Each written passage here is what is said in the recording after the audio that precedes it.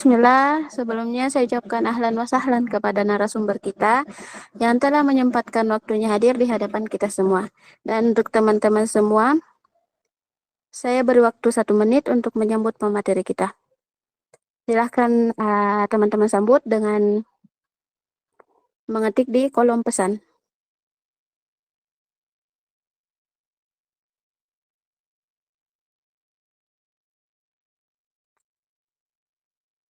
Silahkan disambut dulu ya teman-teman. Kita beri waktu beberapa detik aja. Soalnya ini udah malam juga biar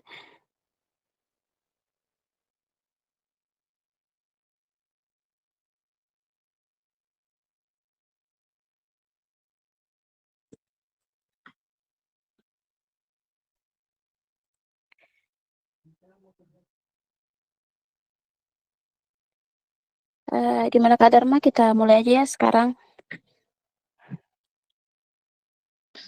Iya, silahkan dimulai saja. Baik, Bismillahirrahmanirrahim. Assalamualaikum warahmatullahi wabarakatuh. Selamat malam dan salam sejahtera untuk kita semua. Alhamdulillahirrabbilalamin. Wassalatu wassalam ala asyrafil anbiya'i wal mursalin wa ala alihi wa sahbihi ajma'in amma ba'du. Baik yang terhormat Ketua Komunitas Marifatun Akademi Gus Faris Andi Bastian beserta jajaran kepengurusannya. Yang kami hormati narasumber kita pada malam hari ini Ustadz Muhammad Dharma Setia di LCMA. Yang kami muliakan teman-teman perwakilan dari media partner, serta yang kami banggakan teman-teman semua yang menyempatkan waktunya hadir di acara kajian kita malam hari ini.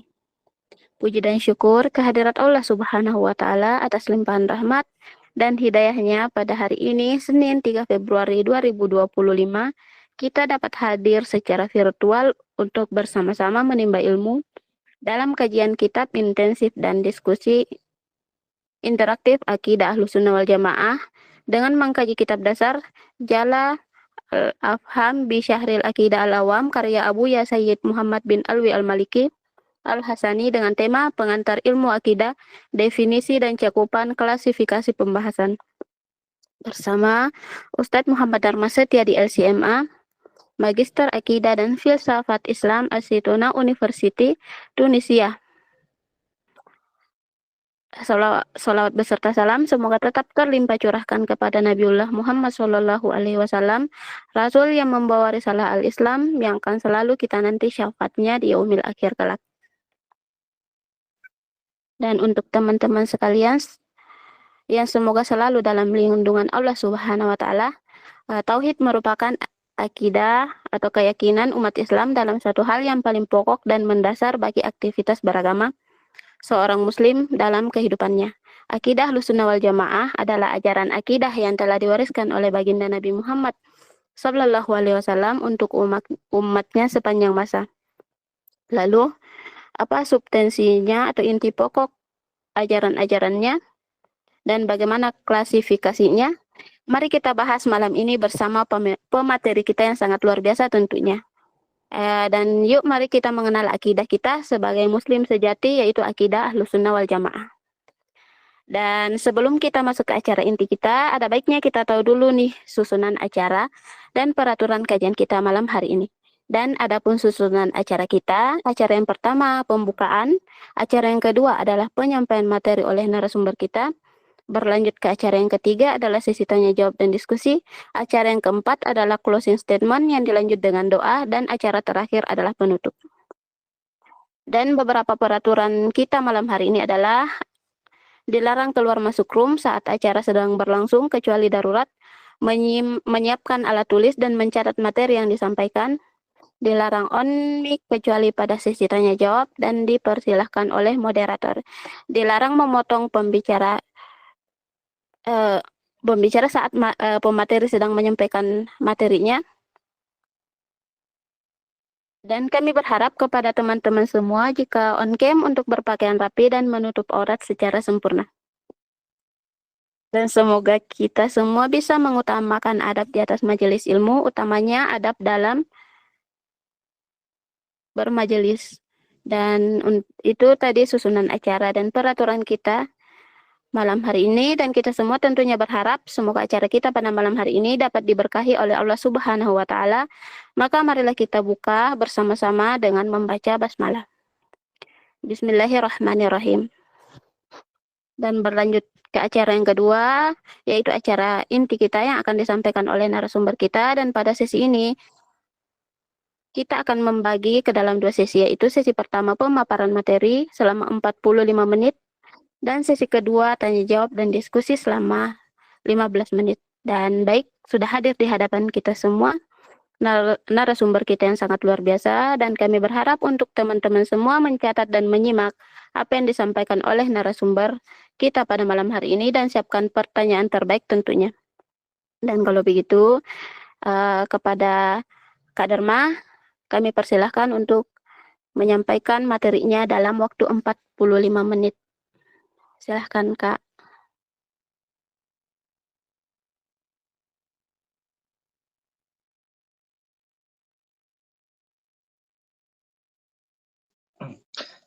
Baik, terima kasih sudah membuka acara program kita ya. Pada Kak Dian selaku tim kita dari Ma'rifatun Academy. Jazakillah khairan bi ahsanil jaza. Bismillahirrahmanirrahim. Rabbi shrah li sadri wa yassir li amri wahlul 'uqdatam min lisani yafqahu qawli. Assalamualaikum warahmatullahi wabarakatuh. Selamat malam teman-teman semuanya di Indonesia Barat, Indonesia Tengah, Indonesia Timur. Mungkin ada yang dari luar Indonesia yang hadir di sini. Kami ucapkan ahlan wa sahlan, marhaban bikum bi atau fi hadhil muhadarah, fi hadhil muwajahah, wa fi hadzal dars wa huwa darsul aqidah. Selamat datang, selamat bergabung ya. Kami ucapkan di program baru kita dari Ma'rifatun Academy, Pusat Studi Keilmuan dan Pemikiran Islam. Kita menyelenggarakan kajian kitab, ya, kajian kitab. Oke, kajian kitab, genrenya apa? Ilmu akidah.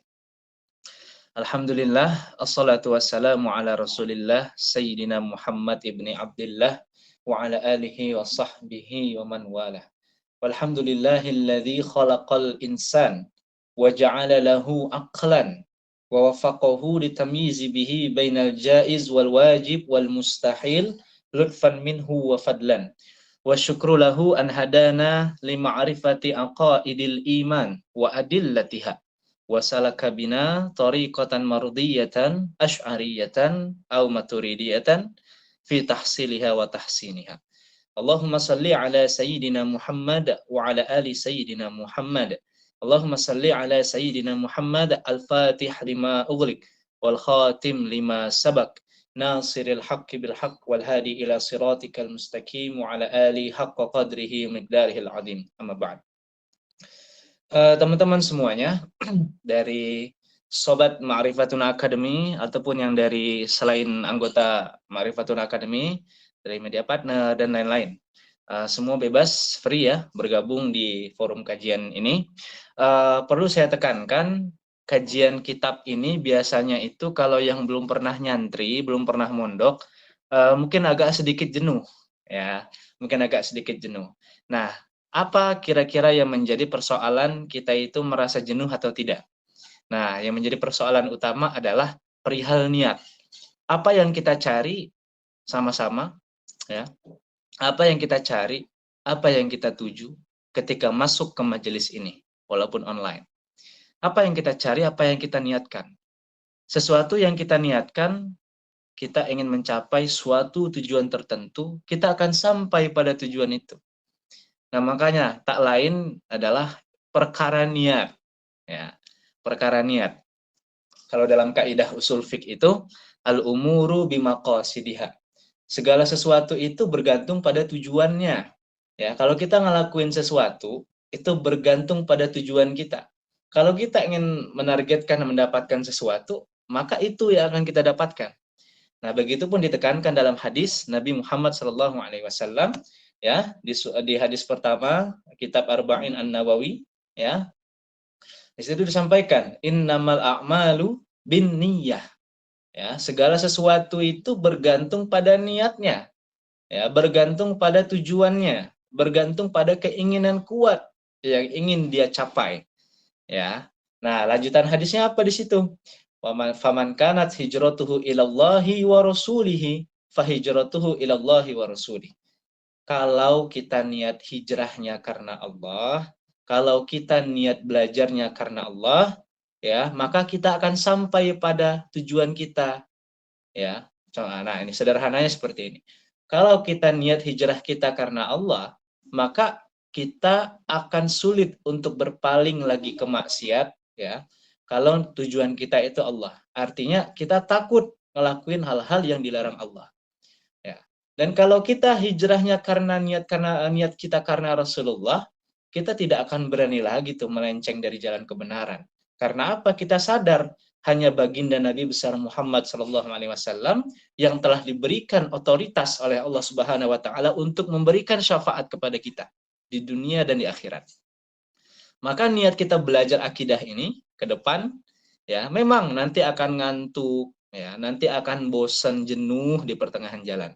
Ya, karena ini kajian kitab ini bukan kajian yang sekali lewat, bukan tematik dia, tapi memang kajian, ya, kitab ini sampai tuntas.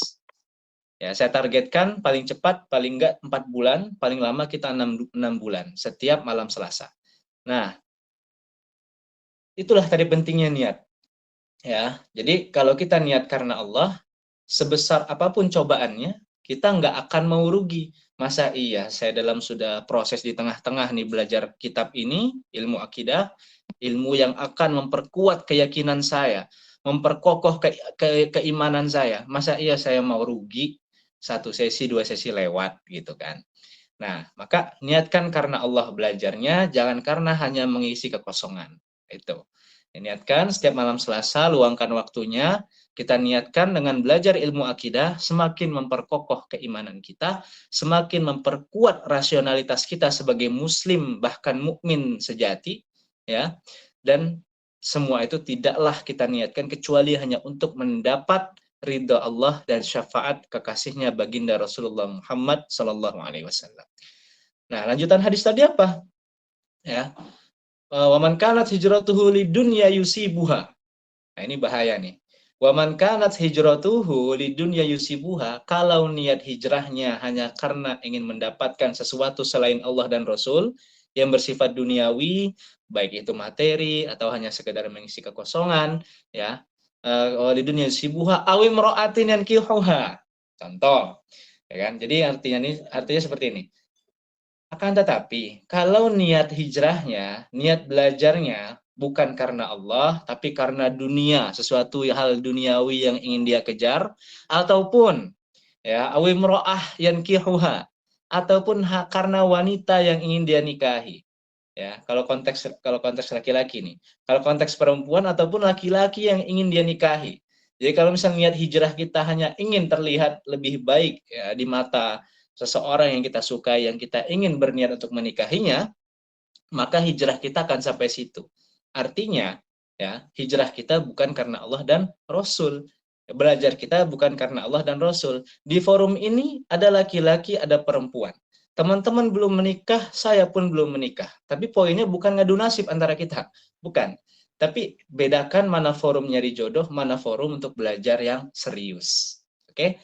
Belajar yang serius dalam berhijrah adalah sebagaimana santri belajar, sebagaimana siswa belajar pada sekolah-sekolah Islam, sebagaimana para mahasiswa belajar pada ranah universitas perguruan tinggi, seperti itu. Nah, maka dibutuhkan, ya, keseriusan, ya, komitmen pada diri masing-masing untuk apa? Untuk meluangkan waktu belajar dengan tujuan apa? Semakin mengenal Allah, semakin mengenal Rasulullah, agar kita tahu bagaimana cara untuk mempertahankan kedekatan kita dengan Allah, agar kita tahu juga dengan mempelajari ilmu akidah, apa? Yaitu agar kita tahu cara menebalkan iman ini yang kadang naik turun. Kaidahnya kan, al-imanu yazidu bit-ta'ah wa yankusu bil ma'siyah. Iman itu dia bisa naik kualitasnya, kadarnya, karena ketaatan yang kita lakukan. Ya, dan sebaliknya, iman bisa turun drastis, istilah yang populer itu futur, ya, hanya karena dia sering melakukan maksiat. Ya. Nah, apalagi tadi kita belajar, misalnya ada teman-teman di sini yang masuk hanya karena ingin mencari jodoh, itu tidak, itu segera diperbaiki niatnya. Karena nanti hijrah kalian hanya sampai situ. Saya pun begitu, harus hati-hati. Jadi ada kalanya kita, mungkin ada teman-teman yang sedang mencari jodoh, ya silahkan. Tapi untuk di forum ini, ya kita fokus sama-sama mengkaji ya sebuah ilmu yang sangat fundamental, yang sangat dasar, yang berperan penting dalam kehidupan kita. Ya, bahkan banyak orang yang sholat, ya, tapi belum merasakan manisnya sholat. Hanya karena apa? Dia belum kenal siapa yang dia sembah. Ya. Nah, ini motivasi-motivasi ini saya berikan karena untuk memperkuat keinginan kita semua, termasuk teman-teman ya. Keinginan kita semua dalam mengkaji ilmu akidah. Karena gini, kalau kita melihat ke sejarah Islam, saya cerita sedikit. Kalau kita melihat ke sejarah Islam, ya, bagaimana masa-masa diturunkannya syariat kala itu di masyarakat Arab, di tengah masyarakat Arab. Teman-teman ingat kan, Nabi Muhammad SAW itu dakwah itu dengan tujuan utamanya apa? Innama bu'istu liutammima makarimal akhlak. Ya. Nabi sendiri bilang dalam hadis itu, tidaklah aku diutus ke muka bumi ini dan untuk seluruh umat manusia kecuali hanya untuk satu tujuan. Apa? Yaitu memperbaiki akhlak. Ya, ketika akhlak baik, maka adab akan ikut baik. Apa bedanya akhlak dan adab? Akhlak itu sesuatu yang ada di dalam diri. Kalau adab, sesuatu yang tertampilkan di luar diri.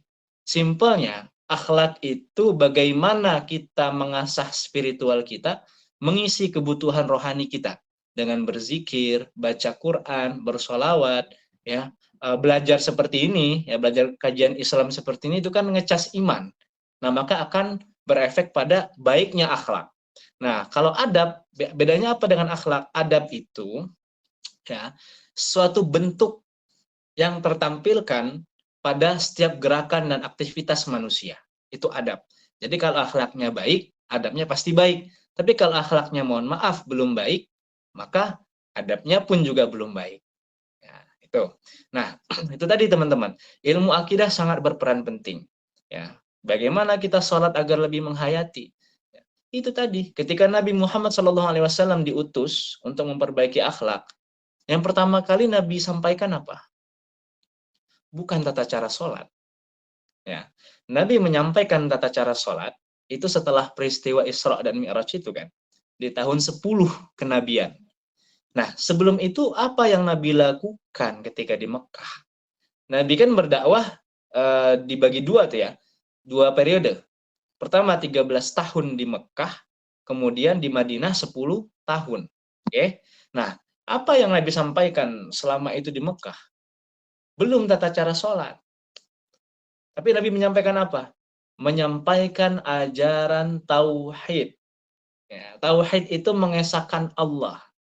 Ya, mengesahkan Tuhan kita. Itu tauhid. Ya.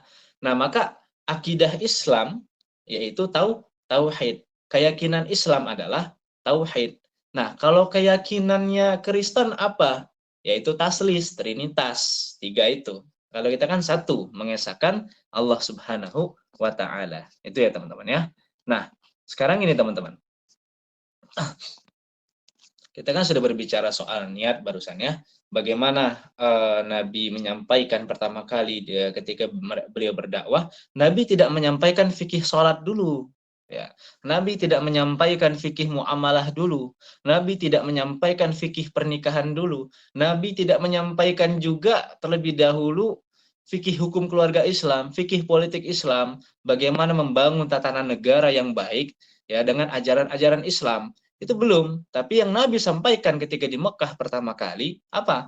Yaitu ajaran tauhid. Bagaimana kita mengenal Allah Subhanahu wa Ta'ala dan bagaimana kita mengesahkannya dan bagaimana kita melihat, mempelajari serta merenungi tanda-tanda kebesaran Allah Subhanahu wa Ta'ala yang telah Allah sampaikan, yang telah Allah sajikan, yang telah Allah paparkan di seluruh alam semesta ini dan pada setiap jiwa manusia. Allah Subhanahu wa Ta'ala berfirman dalam surah Fussilat ayat ke-53. Apa di situ kata Allah? Bismillahirrahmanirrahim. Wa sanurihim ayatina fil afaq wa fi anfusihim hatta yatabayyana lahum annahul haq. Kata Allah di situ, akan aku perlihatkan tanda-tanda kebesaranku yang telah aku sajikan, aku paparkan, aku tampilkan di mana saja. Fil afaq, di seluruh jagat raya ini, seluruh alam semesta ini, wa fi anfusihim, dan di setiap jiwa manusia. Setiap dalam jiwa kita ini ada rahasia besar, teman-teman. Ada tanda-tanda kebesaran Allah. Dari mulai kita diciptakan, ya dengan sebegitu ajaibnya, dan setelah diciptakan, kita dilahirkan dari rahim ibu kita dengan sesempurna itu bentuk tampilan kita. Nah, itu ada tanda-tanda kebesaran Allah. Kemudian banyak sekali fenomena-fenomena yang ada di alam semesta ini. Kejadian sehari-hari yang kita temui, fenomena akhir zaman sekarang yang kita lihat. Semua itu tanda-tanda kebesaran Allah, termasuk ragam problem, ragam permasalahan di jalan takdir yang sedang kita arungi. Apakah itu dikaji dengan fikih sholat? Apakah itu dikaji dengan fikih zakat? Apakah itu dikaji dengan fikih haji dan umroh? Tidak. Semua itu dikaji dengan ilmu akidah. Syekh saya mengatakan, waktu saya masih kuliah kemarin, kata beliau, kalau diterjemahkan ke bahasa Indonesia seperti ini. Kalau Anda ingin hidup tenang, dan merasa selalu hidup itu nggak rugi, dan nggak khawatir tentang apa yang akan terjadi di hari esok, serta tidak terlalu meratapi masa lalu, satu kuncinya. Satu kuncinya. Kalau kita ingin hidup tenang di setiap masa, ya, ingin selalu terkendali diri kita, ingin selalu dekat dengan Allah, merasa dalam pengawasan Allah, ya, dan ingin menjaga kedekatan kita dengan Allah serta baginda Rasulullah. Ada satu caranya. Kita harus bisa berusaha untuk bijaksana dalam merespon takdir. Kita harus bisa bijaksana dalam merespon takdir. Langkah pertama untuk bijaksana dalam merespon setiap takdir, apa? Yaitu dengan memahami esensi ataupun hikmah di balik takdir itu. Yang sedang kita jalani, yang telah kita lalui, atau yang akan kita temukan. Nah, maka semua itu dikaji dalam apa? Dalam bab khusus rukun iman yang keenam. Al-imanu bil qada'i wal qadar, ya, al-imanu bil qadari khairihi wa syarrihi. Iman kepada qada, ketetapan Allah, dan takdir yang telah Allah tetapkan bagi kita, ya, baik takdir itu takdir yang baik ataupun takdir yang buruk. Semua itu dikaji dalam rukun iman yang keenam itu, dan ada dalam pembahasan khusus ilmu akidah. Nah, sekarang gini, bagaimana kita merespon takdir? Ya, kita harus memahami takdir itu terlebih dahulu.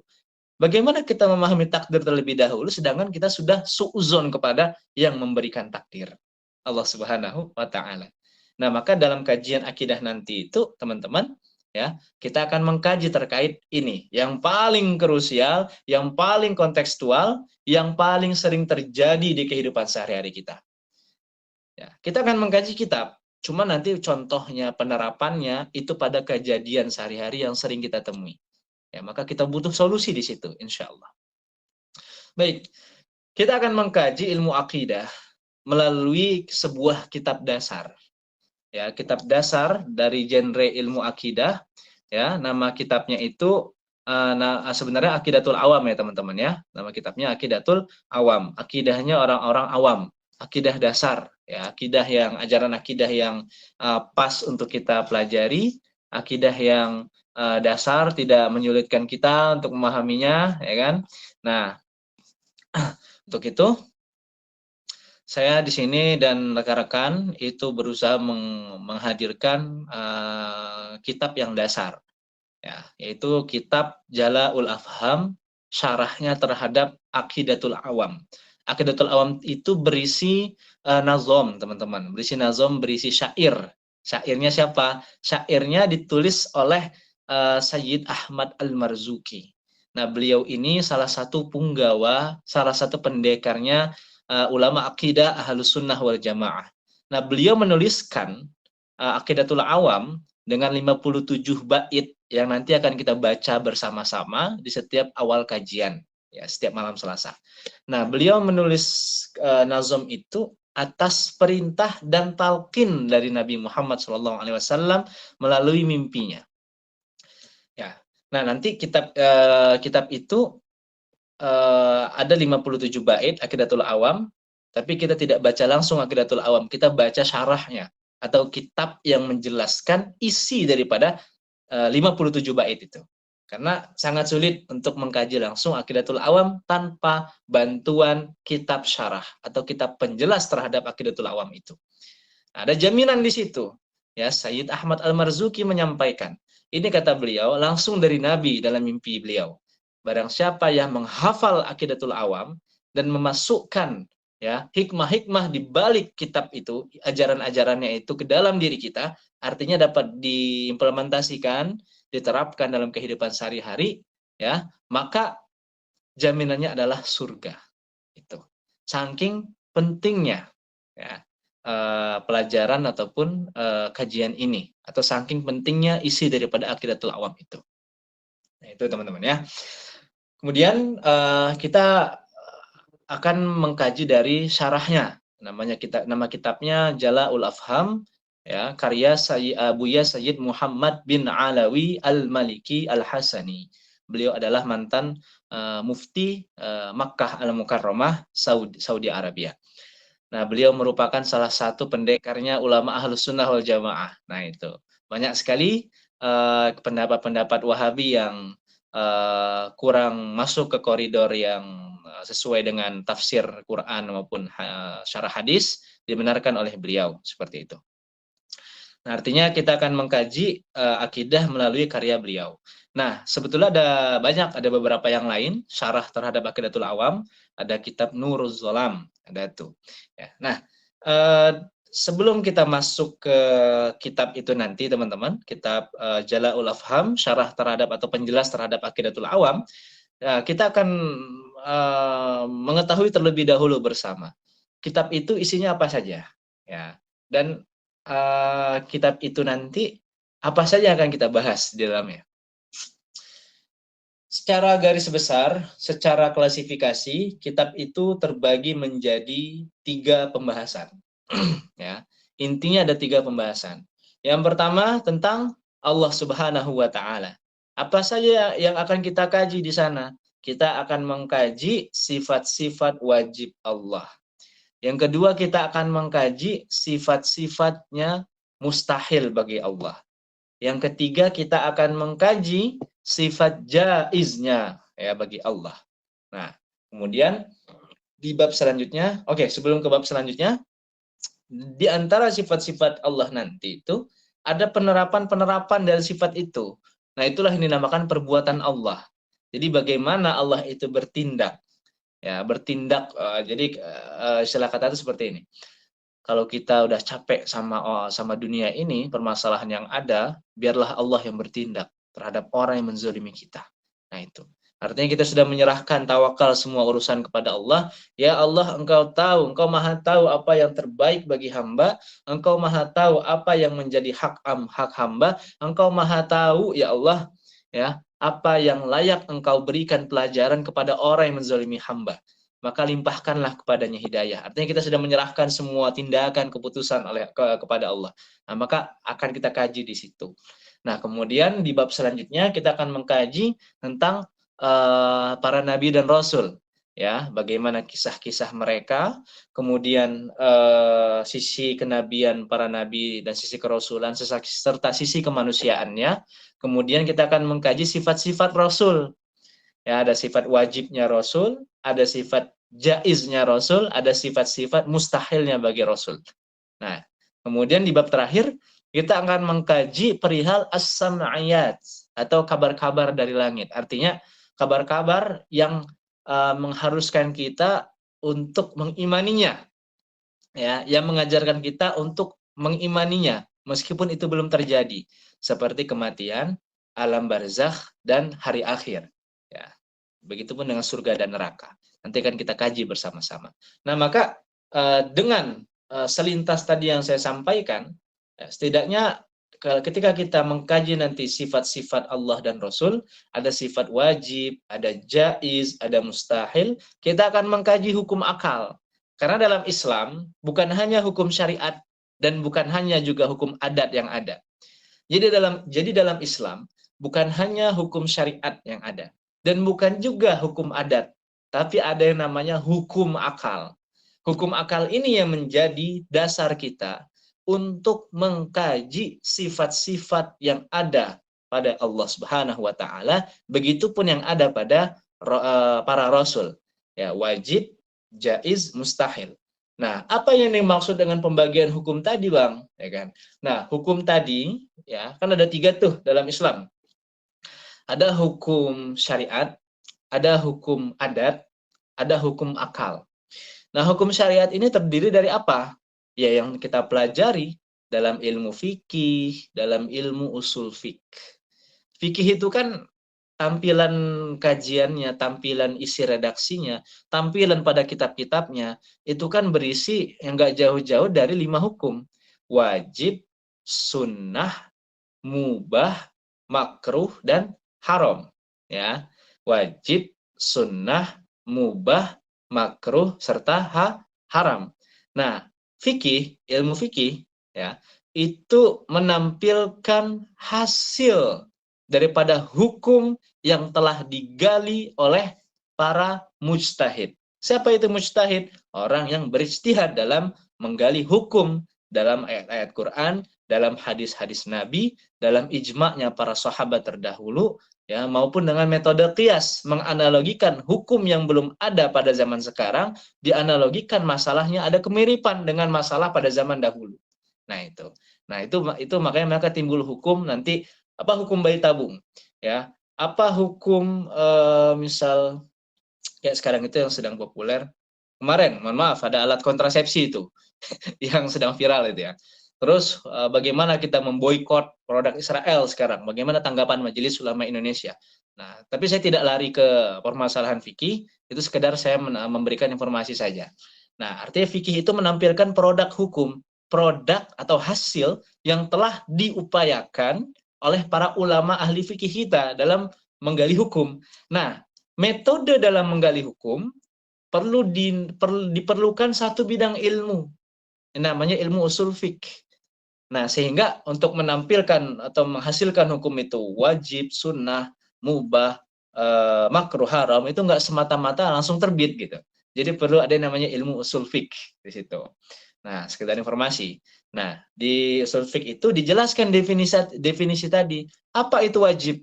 Wajib itu adalah secara syariat, wajib itu apa? Ma yusabu ala fi'lihi wa yu'aqabu ala tarkihi. Sesuatu yang jika dilakukan mendapat pahala dan jika ditinggalkan mendapat dosa. Itu wajib.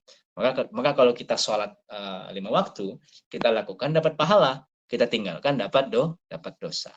Nah, kemudian di bawahnya lagi ada sunnah. Apa arti sunnah? Ma yusabu, dalam ilmu ushul fiqh nih definisinya. Ma yusabu ala fi'lihi wa la yu'aqabu ala tarkihi. Jadi sunnah itu adalah kalau kita melakukan, ya itu bonus bagi kita. Kita dapat pahala. Kalau kita tinggalkan, ya kita nggak dapat dosa. Tapi mau nggak kita rugi ketinggalan bonus itu, gitu kan? Untuk melengkapi, menyempurnakan amal-amal ibadah wajib kita. Nah, kemudian yang mubah, mala yusabu ala fi'lihi wa la yu'aqabu ala tarkihi. Sesuatu yang boleh dilakukan, ya sebetulnya kaidah dasarnya itu nggak dapat pahala dan juga nggak dapat dosa. Tapi kalau misal ketika kita melakukan sesuatu yang diperbolehkan, ya, tapi punya manfaat lebih besar, insya Allah kita akan mendapat pahala juga di situ.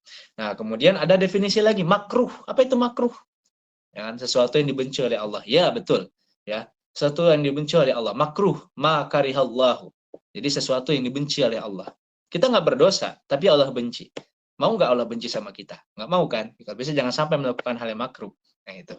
Nah, apa definisi makruh? Ya kan? Ma yusabu ala ma la yusabu ala fi'lihi, ya, wa la yu'aqabu ala tarkihi. Jadi makruh itu sesuatu yang kalau kita tinggalkan itu dapat pahala. Kalau kita lakukan nggak mendapat dosa. Kalau kita tinggalkan kita dapat pahala, kalau kita lakukan kita nggak dapat dosa, tapi Allah benci sama kita. Nggak mau kan Allah benci sama kita hanya ingin Allah mencintai kita dan kita mencintainya.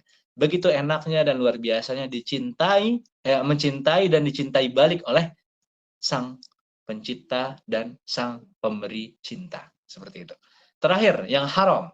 Yang haram itu ma yu'aqabu ala fi'alihi, ya, wa yusabu ala tarkihi. Kalau kita lakukan kita dapat dosa, kalau kita tinggalkan kita dapat pahala. Nah, itu hukum-hukum syariat.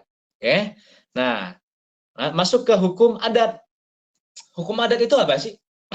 Hukum adat itu adalah sesuatu yang menjadi kebiasaan masyarakat.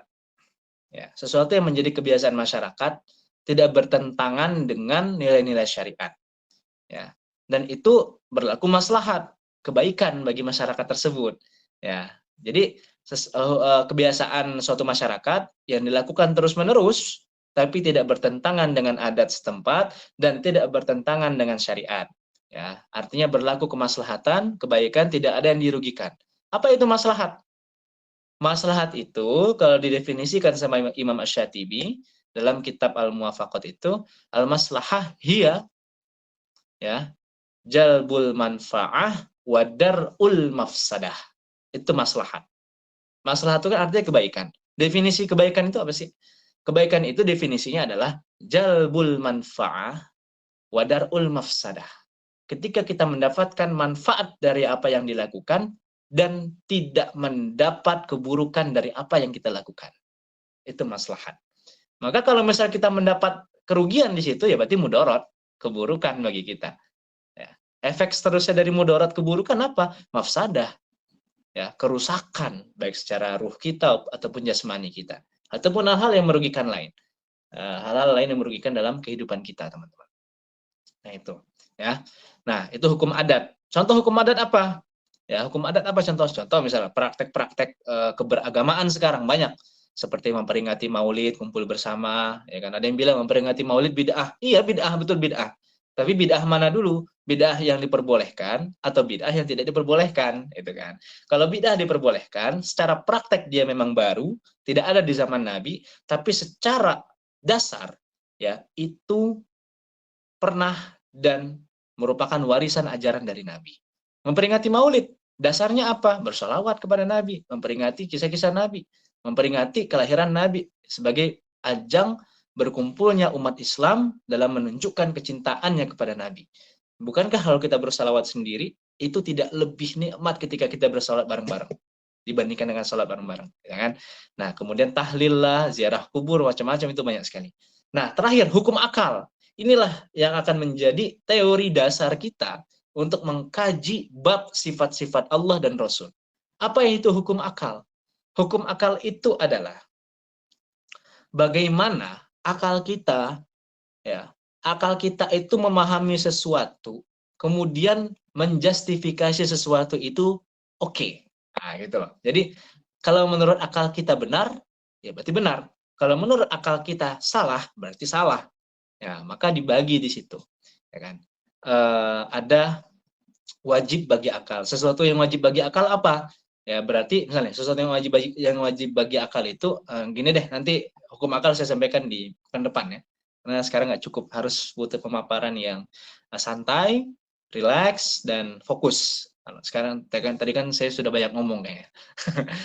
Jadi ada 3 hukum akal nanti itu teman-teman. Termasuk kemarin nih, kisah Isra dan Mi'raj itu.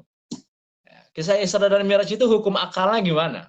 Kalau secara syariat itu pasti ya kan sudah ada dalam Quran. Bagaimana kita itu dapat misal ada orang ateis yang ingin mendebat kita. Mereka nggak percaya tentang Isra dan Mi'raj. Apakah kita menyampaikan kepada mereka dan mengharuskan mereka mengimani Al-Isra ayat 1 itu, subhanalladzi asra bi 'abdihi lailan minal masjidil haram ilal masjidil aqsa alladzi barakna haulahu linuriyahu min ayatina. Apakah kita harus memaksakan orang ateis mengimani ayat tersebut? Maka dibutuhkan pendekatan rasional. Ya. Rasional itu dengan akal untuk memahami ayat itu dan memahamkan kepada orang tersebut agar orang itu secara intelektual dan rasional bisa ikut dengan logika kita dan akhirnya meyakini ayat itu. Nah, itu dibutuhkan pendekatan rasional. Karena ayat pertama di Quran pertama kali diturunkan, itu kan surah Al-Alaq ayat 1. Iqra. Artinya di situ akal dan hati kita yang berperan. Membaca sesuatu, mempelajari sesuatu, dan memahaminya. Kemudian meyakinkan, memahami orang lain. Seperti itu kan. Nah, maka diperlukan rasionalitas yang kuat. Karena kalau kata orang ini, Islam itu bukan agama rasional. Islam itu agama doktrin. Ya, semua kita yang penting ada orang yang lebih dipercaya, ada orang yang kita anggap paling benar, ya kan, di antara yang lain, berarti kita ikut ajarannya. Ah, itu imannya orang-orang awam, imannya orang-orang dasar. Artinya keimanannya hanya mengikuti. Bagaimana sekarang kita berpikir agar keimanan kita tuh meningkat dengan cara tadi? Bukankah, nah ini kata Imam Ghazali, bukankah kalau kita habis menerima sesuatu nih, ilmu wawasan, kita kan merasa puas gitu, merasa pede, hidup ini punya ilmu, ya kan, hidup ini dengan ilmu. Nah, nanti kita merasa cerdas mungkin ya, amin gitu kan.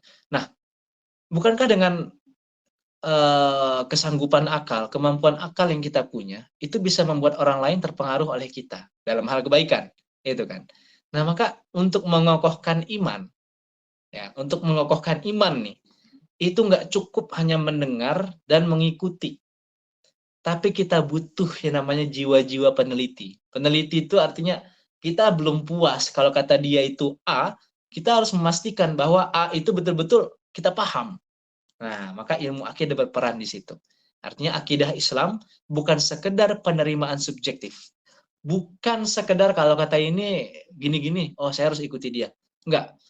Jadi prinsipnya gini, kalau kata dia ini saya harus memastikan ya, dengan dasar-dasar yang jelas, metode yang jelas, bahwa perkataan dia itu benar-benar ini. Bukan berarti kita nggak percaya, tapi kita ingin lebih puas. Ya, jadi kita yakin, kita percaya bukan hanya sekedar mendengar, tapi kita merasakan langsung. Itu. Nah, maka inilah pentingnya ilmu akidah, teman-teman ya. Akidah Islam rasional. Bahkan belum ada yang bisa mengalahkan rasionalitas Islam. Termasuk mukjizat Nabi Muhammad adalah mukjizat yang paling rasional dan ilmiah. Mukjizat Nabi Muhammad itu paling rasional dan ilmiah dibanding para nabi yang lain. Bukan berarti saya menghina ataupun menaruh secara derajat mukjizat nabi yang lain lebih rendah dari Nabi Muhammad. Tidak. Semua itu terjadi atas kehendak Allah dan tidak mungkin Allah atur seperti itu. Mukjizat Nabi Musa dapat membelah lautan dan dapat apa? Merubah tongkat menjadi menjadi ular. Ya kan? Mukjizat Nabi Isa apa? Ya kan? Dan mukjizat Nabi Ibrahim apa? Nah, kalau kita ingat semua itu, nggak ada yang ilmiah, teman-teman. Nggak ada yang ilmiah, nggak ada yang bisa dibuktikan dengan akal. Semua tidak masuk akal. Semua tidak masuk akal, semua itu kayak bertentangan dengan adat atau kebiasaan. Ya, ini penerapan ilmu akidah dalam ketika kita memahami kisah-kisah yang ada dalam Quran. Mukjizat Nabi Musa itu dapat membelah lautan atas izin Allah. Rasional nggak? Ya kan? Masuk hukum akal nggak? Akal menerima nggak? Enggak kan? Kok bisa ya? Nggak masuk akal gitu. Nah kemudian kedua, biasanya juga nggak pernah ada orang yang bisa membelah lautan. Kembali ke tadi, oh berarti semua terjadi atas kehendak Allah Subhanahu Wa Taala.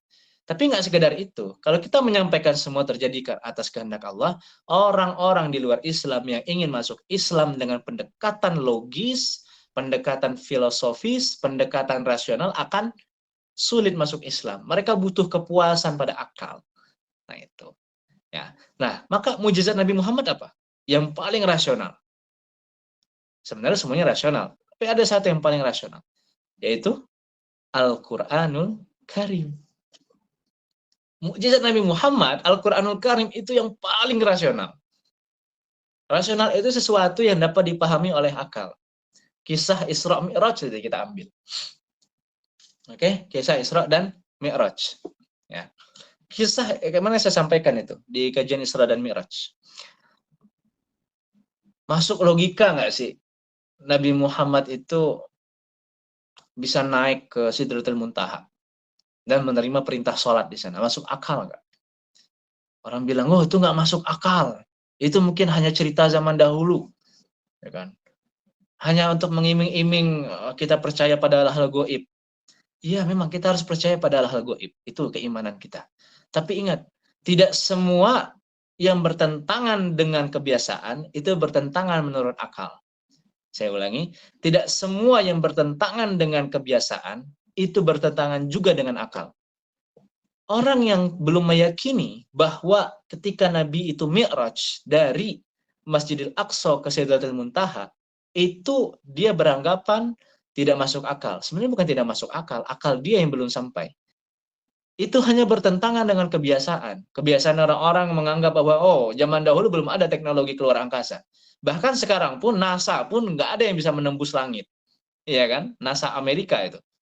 Nah, maka secara kebiasaan bertentangan, secara hukum adat. Tapi secara hukum akal, tidak. Di mana dasarnya? Dalam hukum akal, itu kan ada 3 pembagian. Yang wajib bagi akal, yang mustahil bagi akal, yang jaiz atau boleh-boleh saja bagi akal. Maka ketika Isra dan Mi'raj, ya, itu sesuatu yang mustahil nggak bagi akal? Tidak. Sesuatu yang jaiz bagi akal. Jaiz itu boleh. Oh, itu sifat jaiz Allah itu apa? Yaitu iradah, kehendak. Ketika Allah sudah berkehendak, akal kita berpikir, ketika Allah sudah berkehendak, tidak ada sesuatu yang bisa menghalangi. Termasuk hukum adat kita pun. Ketika hukum adat kita mengatakan, oh itu nggak masuk akal. Bukan nggak masuk akal, tapi peristiwa Mi'raj Nabi tidak pernah terjadi berdasarkan kebiasaan. Karena tidak pernah ada orang di bumi yang bisa mencapai Sidratul Muntaha kecuali Nabi Muhammad SAW. Dan akal kita berbicara di situ, berpikir, bertindak di situ. Kan dalam hukum akal ada yang namanya jaizul akli. Jaiz bagi akal. Boleh bagi akal. Akal membolehkan sesuatu itu boleh terjadi, dan akal juga membolehkan sesuatu itu bisa saja tidak terjadi. Nah, maka dinisbatkan, disandarkan, dikaitkan kepada sifat jaiznya Allah. Nanti itu akan kita kaji ya, di kajian Qiratul Awam. Sifat jaiznya Allah apa? Yaitu berkehendak, maha berkehendak atas segala sesuatu. Kalau Allah sudah berkehendak, maka semua akan terjadi. Innama amruhu idza arada syai'an ay yaqula lahu kun fayakun. Maka itu sebetulnya logika di surah Yasin itu. Dan di Isra Mi'raj itu mengajarkan kita untuk berpikir. Jadi ketika kita mengimani Isra Mi'raj, nggak sekedar penerimaan subjektif. Artinya, oh, kita imani saja, itu kan sesuatu yang gaib. Nggak sekedar itu. Tapi kita harus punya basic dan cara untuk menjelaskan kepada orang. Agar keimanan kita tuh lebih kokoh. Pengetahuan kita mendapat, akal kita tuh lebih puas. Ya, ketika mendapat pengetahuan seperti itu. Maka semua ini dikaji dalam ilmu akidah. Bahkan sampai hari ini, ada berapa banyak orang yang sholat, tapi kurang menghayati sholatnya karena dia belum ada rasa rindu kepada Tuhannya. Belum ada rasa cinta kepada Tuhannya. Imam Al-Ghazali menyampaikan, teman-teman, semakin kita mengetahui sesuatu, semakin kita suka terhadap sesuatu itu. Kalau kita semakin kenal Allah, semakin kita suka dengan Allah. Kalau kita semakin suka dengan Allah, maka lama-kelamaan akan cinta, akan tumbuh rasa cinta. Dan ketika kita sudah mencintai Allah, akan tumbuh rasa rindu. Rindu ingin bertemu dengannya. Di mana perantara untuk rindu itu? Untuk melampiaskan rasa rindu itu? Ya melalui sholat. Kita belum ada rasa cinta dengan Rasul. Minimal kita suka dulu. Bagaimana agar kita suka dengan Rasul? Ketahui dulu, kenali dulu siapa Rasul. Sifat-sifatnya, jati dirinya. Ya, kisah-kisah perjalanannya. Nah, ketika kita sudah tahu banyak, kita akan semakin kepo. Kita suka. Ketika semakin suka, semakin cinta. Ketika semakin cinta, akan timbul rindu. Dan kita akan mencari cara bagaimana saya agar bisa bertemu dan berdekatan dengan Rasul. Maka wasilah atau perantara pertama adalah dengan bersolawat kepada baginda Nabi besar Muhammad Sallallahu Alaihi Wasallam. Nah, apa hukum mengkaji ilmu akidah? Banyak tadi itu kan manfaatnya, saking pentingnya ya, agar kita semakin dekat dengan Allah, agar kita semakin merasa selalu diawasi oleh Allah, agar kalau ada gangguan sana sini dalam proses hijrah kita, iman kita ini kokoh, nggak pengen rugi kita keluar lagi dari jalan kebenaran. Ya, nah apa kata Syekh Ibrahim Al-Mariqni? Sekarang yang bilang Syekh Ibrahim Al-Mariqni dalam kitab Tali'ul Bisyra' al-Aqidah as-Sughra. Ini kitab syarah shaghir, penjelasan terhadap kitabnya Imam As-Sanusi. Ya, itu kitab Ummul Barohin. Beliau menyampaikan,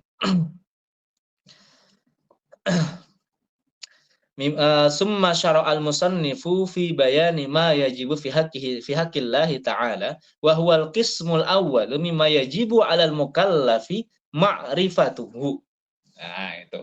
Jadi di sini Syekh Ibrahim Al-Marimi menyampaikan, sebelum kita mengkaji intisari pokok pembahasan tuh dalam ilmu akidah, kita harus tahu terlebih dahulu bahwa mengkaji ilmu akidah hukumnya wajib.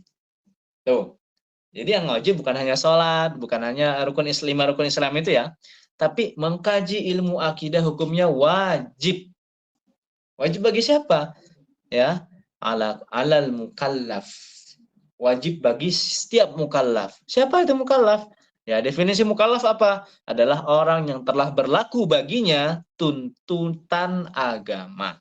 Ya, ketika kita sudah baligh, ketika kita berakal, ya, ketika itulah kita dinamakan mukallaf. Maka wajib bagi kita. Dan mari kita pelajari akidah sesuai dengan kadar kemampuan kita dengan metode-metode yang telah disiapkan. Nah, itu maka saya berusaha, ya kan, jika teman-teman sini ada yang lebih dari saya punya otoritas dalam menyampaikan pengetahuan yang lebih banyak, bisa kita sharingkan. Makanya di flyer itu judulnya kajian kitab intensif dan diskusi interaktif. Jadi saya di sini membuka diskusi nanti, ya. Di kajian selanjutnya saya akan memaparkan materi terlebih dahulu, kemudian sesi selanjutnya adalah tanya jawab dan diskusi. Kalau misal saya ada yang salah mengartikan, saya ada yang salah menyampaikan atau kurang, silahkan teman-teman tambahkan, silahkan teman-teman benarkan. Jika itu teman-teman temukan salah ataupun kekurangan dari saya, kita sangat open, oke? Ya. Nah, jadi wajib hukumnya. Apa dalilnya? Nah, di surah Muhammad, di Quran surah Muhammad ayat ke-19. Bismillahirrahmanirrahim. Fa'lam annahu la ilaha illallah wastaghfir li dzambika walil mu'minina walil muslimina walil mu'minina wal mu'minat. Berlaku hukum bagi mereka yang beriman kepada Allah Subhanahu wa taala untuk apa? Fa'lam, untuk mengenal sedalam-dalamnya, mencari tahu sebanyak-banyaknya, mempelajari sebanyak-banyaknya. Apa? Tentang apa? Tentang Allah Subhanahu wa taala. Nah, perantara untuk mengenal Allah lebih dalam dengan wawasan yang banyak, ilmu pengetahuan yang khusus dan luas, fokus pada satu bidang ini, yaitu apa? Ilmu akidah. Akidah yang mana? Yaitu akidah Ahlussunnah wal Jamaah, akidah yang telah diwariskan Nabi Shallallahu Alaihi Wasallam kepada para umatnya melalui sahabat, tabi'in, para wali Allah Subhanahu Wa Taala sampai pada hari ini. Next pertemuan depan, mari kita kaji siapa itu Ahlussunnah wal Jamaah sebelum kita masuk kepada isi kitab. Oke. Nah, sekarang saya sampaikan dulu nih motivasi-motivasi yang insya Allah akan menjadi booster bagi kita bersama. Ya, jadi kalau kita ingin kokoh iman kita, bahkan naik kualitasnya, ya, selain mengkaji tata cara dalam ibadah melalui fikih, ya, selain mengkaji tafsir Al-Quran dalam kitab-kitab tafsir, kita juga harus mengkaji ilmu akidah. Ya, sebelum saya sampaikan terakhir, ya. Nah, sebenarnya definisi ilmu akidah sudah saya sampaikan tadi di awal, ya. Nah, sedikit definisi saya sampaikan. Adzkuru fiha qala al-musannif rahimahullahu taala. Adzkuru fiha ta'rifa ilmi al-aqaid al-musamma bi'ilmi usuluddin. Nah, ini penamaan ilmu akidah nih, sebelum saya akhir ini. Jadi ilmu akidah itu ada beberapa nama, teman-teman, beberapa istilah lain.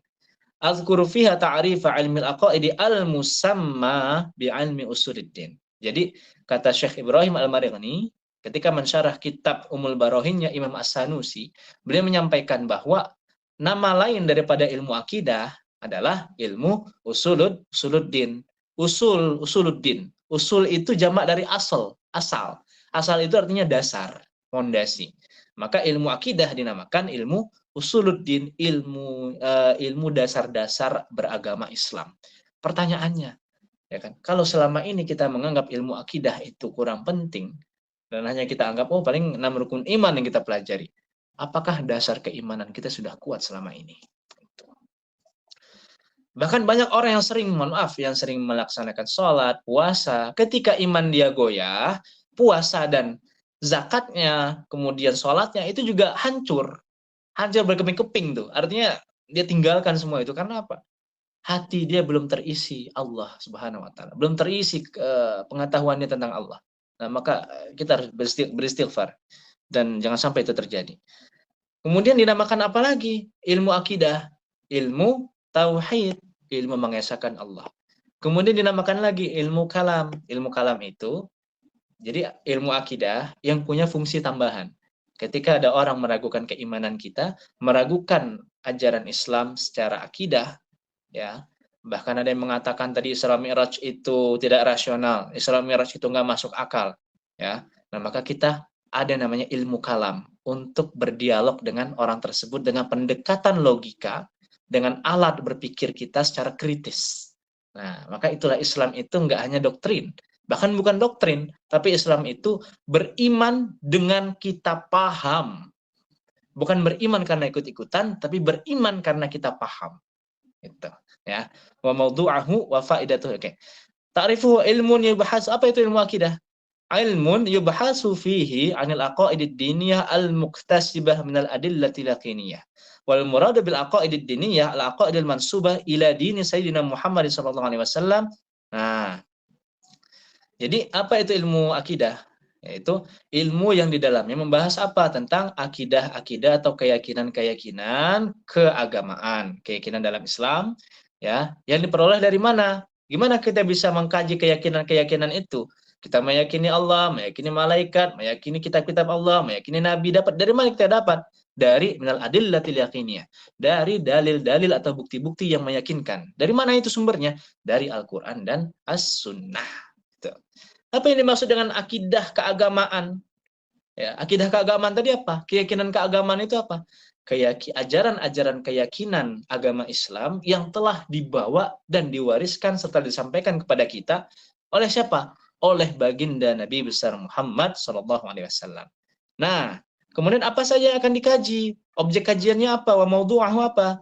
Yaitu tentang Allah Subhanahu wa taala, sifat-sifat Allah, asma-nya Allah, Asmaul Husna, perbuatan-perbuatan Allah, serta yang ada pada Rasul-Rasul Allah, serta yang ada juga pada kabar-kabar langit atau hal-hal yang gaib.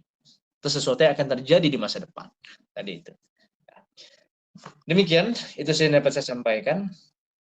Semoga awal ini menjadi bermanfaat bagi kita semua, menjadi penggerak kita, menjadi penyemangat kita, ya, untuk kajian di pekan depan. Oh ya, Kak Dian, saya mungkin izin pamit duluan karena ada tamu lagi ke rumah sekarang, sahabat saya dan juga. Jadi untuk pertanyaan yang mau disampaikan, silahkan diketik, tolong di screenshot Kak Dian, kita akan kaji di malam Selasa depan. Nanti akan saya jawab di malam Selasa depan. Oke? Nah, saya mungkin kita tidak dulu buka forum diskusi ya atau tanya jawab di awal pertemuan ini. Mohon maaf karena saya ada tamu. Jadi di pekan depan akan kita bahas bersama berbarengan dengan dimulainya kajian kitab. Nanti PDF-nya akan di-share, kalau bisa di-print lebih bagus, kalau dibeli juga lebih bagus. Nanti saya berikan rekomendasi kitabnya, ya, bagaimana bentukannya. Demikian saja dapat saya sampaikan. Saya Dharma Setiadi, selaku pemateri di kajian kitab Akidah Dasar Ahlus Sunnah wal Jamaah ini, selaku co-founder juga dari tim Marifatun Academy. Terima kasih teman-teman sudah membersamai, dan saya berharap kepada Allah, jangan berharap kepada kalian. Karena berharap kepada manusia itu sakit. Maksudnya, kalau saya mengharapkan kalian selalu hadir gitu, saya takut kalian nanti nggak konsisten ngaji kitabnya, jadi nanti pengetahuannya setengah-setengah, nanti bahaya. Jadi kalau misal saya nanti berharap sama kalian, ya nanti ketika ada satu orang aja yang tidak hadir, saya kecewa sama kalian. Maka jangan. Saya berharap kepada Allah, semoga Allah selalu membimbing kita semua, mengokohkan hati kita untuk konsisten dalam mengkaji ilmu akidah. Niatkan karena ingin dekatkan diri kepada Allah, niatkan karena ingin semakin menambah keilmuan kita tentang Allah, pengetahuan kita tentang Allah dan Rasulnya, dan semakin mengokohkan keimanan kita. Karena kedepannya kita nggak akan pernah tahu rintangan apa, tantangan apa yang akan kita temui dalam proses hijrah kita. Maka sebelum kita mendapati, kita menemukan cobaan tersebut, kita persiapkan diri kita sebagai bentuk mitigasi risiko. Ya, pencegahan itu lebih baik daripada pengobatan. Jangan sampai di masa depan hati kita perlu diobati, tapi sekarang kita kuatkan hati kita untuk ya, dalam rangka bertemu dengan tantangan-tantangan yang akan melemahkan keimanan kita. Kita berlindung kepada Allah atas segala kemudaratan dan bahaya, terutama yang dapat merusak jiwa kita, ya, ataupun yang dapat mengganggu ya produktivitas kita dalam beribadah kepada Allah Subhanahu wa taala serta melakukan amal soleh. Barakallahu li wa lakum fil Qur'anil azim wa nafa'ani wa iyyakum bima fihi minal ayati wa dzikril hakim. Barakallahu li wa lakum, jazakumullah khair bi ahsanil jaza. Ya, syukran wa dumtum. Semoga di pekan depan kita bertemu lagi. Allahu wa rasuluhu a'lam bis-shawab. Wallahumma fiq laqamit thariq. Dengan segala hormat, saya Dharma Setyadi pamit undur diri. Yang ada pertanyaan silakan diketik sebelum ditutup Google Meet ini. Silakan tolong di screenshot Kak Dian. Saya akan jawab di malam Selasa depan. Baik, Kak. Billahi taufiq wal hidayah wa ridha wal sa'adah. Wassalamualaikum warahmatullahi wabarakatuh. Waalaikumsalam warahmatullahi wabarakatuh. Terima kasih Kak atas pemaparan materinya. Dan ini langsung tutup aja nih. Oke. Jadi teman-teman untuk Kak Dharma jika memang ini silahkan meninggalkan room Google Meet aja. Nggak apa-apa, nanti saya tutup. Untuk teman-teman semua jangan ada yang keluar dulu ya, karena ini belum kita tutup. Siap. Terima kasih Kak Dian. Dan ada Sa'diah, tadi ada Sarifah. Tim-tim kita di Marifatun. Ada Tiara juga. Ada Kak Septi juga. Serta rekan-rekan lain, saya harap konsisten ya. Saya berharap kepada Allah agar kita semua konsisten. Jangan berharap sama kalian. Ya, kalian juga harus berharap sama Allah. Ya Allah, kokohkanlah hati kami untuk belajar. Oke? Ya, demikian. Saya pamit semuanya. Ada tamu saya. Baik, Kak. Dan untuk teman-teman semua, jika ada pertanyaan silahkan ketik di kolom pesan, nanti kita sampaikan ke Kak Dharma. Dan sekian acara kita malam hari ini, dan terima kasih saya ucapkan kepada Kak Dharma dan seluruh peserta atas partisipasi dan semangatnya, sehingga acara kita bisa berjalan dengan sukses. Dan saya sebagai moderator mohon maaf yang sebesar-besarnya atas segala kekurangan. Sampai jumpa kembali di kajian Marifatun Academy selanjutnya. Dan mari kita tutup acara kita malam hari ini dengan bersama-sama membaca doa kafaratul majelis. Subhanakallahumma wa bihamdika asyhadu an la ilaha illa anta astaghfiruka wa atubu ilaik. Wassalamualaikum warahmatullahi wabarakatuh. Untuk teman-teman semua silakan meninggalkan room.